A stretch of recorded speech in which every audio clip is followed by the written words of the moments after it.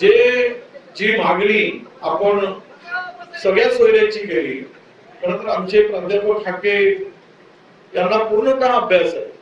एक ओबीसी चळवळीतील नेता म्हणून, कार्यकर्ता म्हणून त्यांचा अभ्यास फार मोठा आहे आणि म्हणूनच मागासवर्गीय आयोगाची सुद्धा जबाबदारी त्यांच्यावर काही काळ एक निपक्ष म्हणून काम करून समाजाच्या हक्काचं संरक्षण व्हावं यासाठी त्यांच्यावर सोपवलेली होती.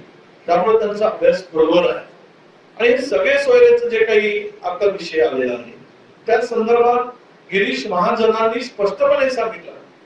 एक मंत्री सरकारमधील म्हणतो की हे टिकणार नाही, मग टिकणार नसेल तर नोटिफिकेशन देता कशा, करता कशाला? आणि आमच्यावर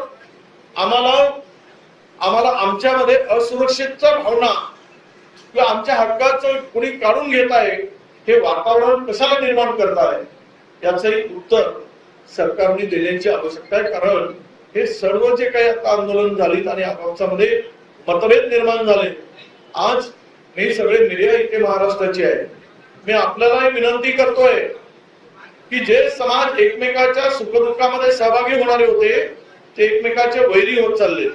लग्नात भेटले तर एकमेकाकडे बघत नाही, व्यवहार आता बंद होत चालले. हे कशाचं धोतक आहे? आज समाजातील सलोखा बिघडवण्याचं, पाप करण्याचं जे काम सुरू झालेलं आहे हे कुणामुळे झालेलं आहे आणि कशामुळे झालेलं आहे?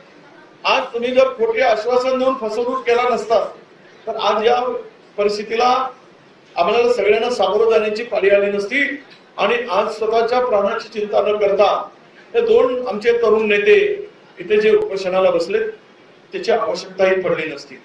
मी स्पष्टपणे मुख्यमंत्र्यांनाही बोललो आहे की तुम्ही, आणि उपमुख्यमंत्र्यांनाही बोललो आहे देवेंद्रजींना, त्यांच्याशी माझी चर्चा झाली की आंदोलन आपण लवकर समाप्त करा, कारण दिवसेंदिवस जनतेचा उद्रेक होत चाललेला आहे आणि आता ओबीसी समाज काही तुम्हाला, आम्ही शांतपणे, इतक्या मोठा समाज आहे, इतक्या प्रचंड मोठ्या जाती आहेत, त्यामुळे आमचा समूह एकत्र येत नाही.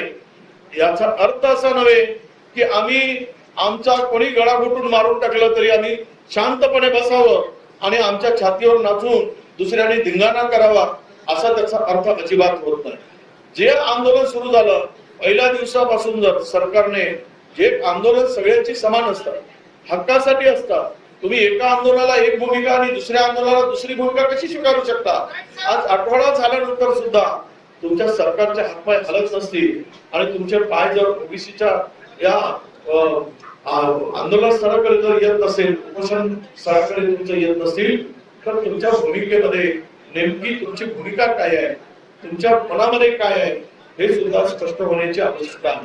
म्हणजे ओबीसी 350-400 जातीचा समूह आहे.